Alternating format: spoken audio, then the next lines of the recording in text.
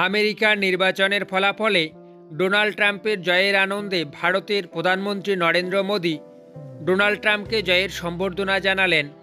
অপরদিকে ভয়ে থরথরিয়ে কেঁপে উঠল বাংলাদেশের অন্তর্বর্তীকালীন সরকার।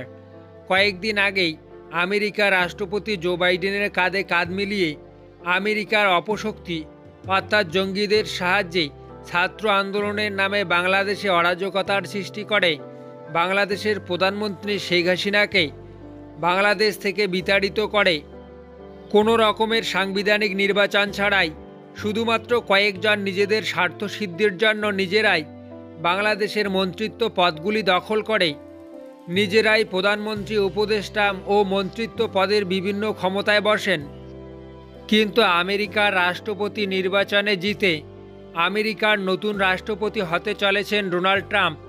তাই বাংলাদেশের অন্তর্বর্তীকালীন সরকারের প্রধান উপদেষ্টা মোহাম্মদ ইউনূস আমেরিকার ভোটের ফলাফলের দিনই ভয়ে দেশ ছেড়ে পালিয়েছেন। এমতো অবস্থায় সরকারহীন বাংলাদেশ বর্তমানে দেউলিয়া হয়ে পড়েছে। বাংলাদেশে কাঁচামাল, শাকসবজি থেকে শুরু করে বাজার সব কিছুরই মূল্য আকাশ ছোঁয়া। ব্যাংকে টাকা নেই, বাজারে দ্রব্যমূল্যের ঊর্ধ্বগতি, সব মিলিয়ে বাংলাদেশের বর্তমান দেউলিয়া অবস্থা। সারা দেশেই অরাজকতার সৃষ্টি হয়েছে। এমতো অবস্থায় অন্তর্বর্তীকালীন সরকারের প্রধান উপদেষ্টা মোহাম্মদ ইউনূস ভয়ে দেশ ছেড়ে পালিয়েছেন।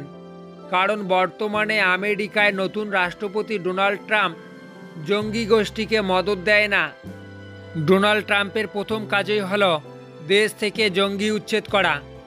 অপরদিকে ভারতের প্রধানমন্ত্রী নরেন্দ্র মোদীও জঙ্গি গোষ্ঠীকে নিধন করতে আগ্রহী। তাই আগে থেকেই ডোনাল্ড ট্রাম্পের সঙ্গে ভারতের প্রধানমন্ত্রী নরেন্দ্র মোদীর সম্পর্ক খুবই নিবিড়।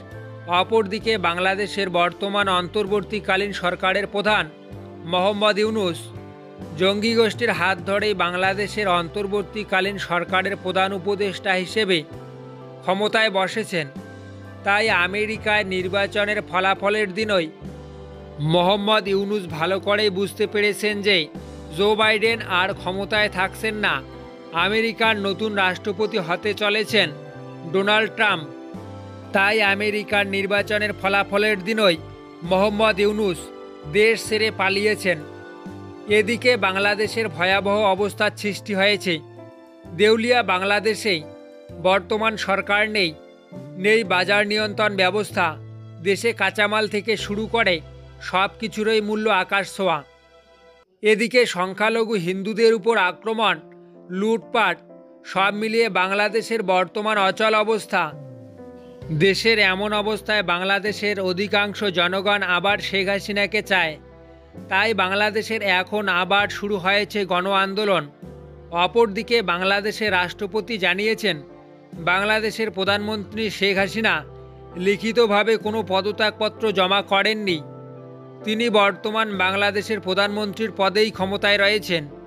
তাই সম্ভবত খুব শীঘ্রই বাংলাদেশের প্রধানমন্ত্রী শেখ হাসিনা নিজের দেশে ফিরতে চলেছেন।